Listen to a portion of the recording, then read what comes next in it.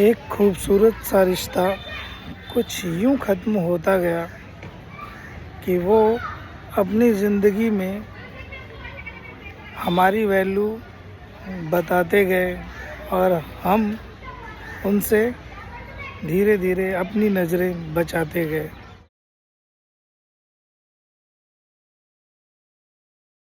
जय हिंद, भारत माता की जय। हेलो हिंदुस्तान। मैं मनोज देवा ज़िंदगी तेरी मेरी में अपनी ज़ुबानी एक छोटी सी कहानी के साथ फिर हाजिर। ये कहानी है समंदर की। समंदर की कहानी है। समंदर के किनारे एक लड़का खेल रहा था और समंदर की लहर आई, उसके चप्पल को लेके चली गई। उसने समंदर के बगल में रेत पे लिखा कि समंदर चोर है। फिर कुछ टाइम के बाद एक मछुआरा समंदर में जाल फेंका और ढेर सारी मछलियाँ उसमें फंसी। उसने लिखा कि समंदर जो है मेरा जीने का सहारा है। फिर उसी दिन कुछ टाइम के बाद समंदर में एक बूढ़ी माता जी का लड़का डूब के मर जाता है। तो माता जी समंदर की रेत पे लिखती हैं कि समंदर हत्यारा है। और फिर उसी दिन समंदर किनारे एक बुज़ुर्ग टहल रहे होते हैं।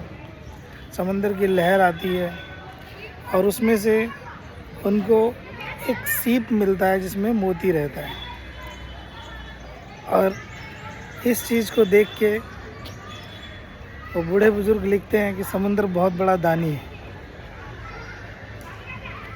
और फिर उसके बाद एक और लहर आती है और ये सारी चीज़ों को मिटा के चली जाती है। अब मोरल ये है इस स्टोरी से, स्टोरी सिर्फ इतनी है कि समंदर ने तो अपना काम किया। अब उसमें मिलने वाले को क्या मिला ये पता नहीं। किसी की चप्पल चली गई, किसी को मछलियाँ मिल गई, किसी का बेटा चला गया, किसी को सीप मिल गया।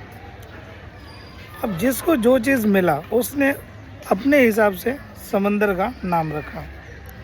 मगर एक ऐसा भी टाइम आया कि एक लहर आई और उसने क्या किया कि वो सबका सब मिटा के चली गई। अब जब सब मिटा के चली गई मतलब ये है कि समंदर को किसी चीज़ से फ़र्क नहीं पड़ता कि किसी ने उसके लिए क्या लिखा।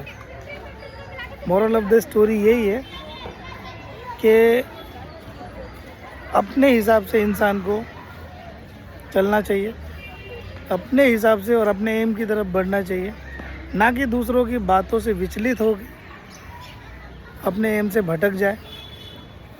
और किसी ने कुछ कहा तो आपका मोरल डाउन हो गया, ऐसा नहीं होना चाहिए।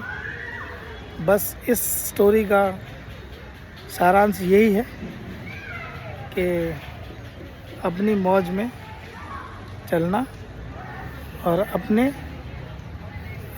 मौज में चलना और अपनी मंजिल की तरफ आगे बढ़ना।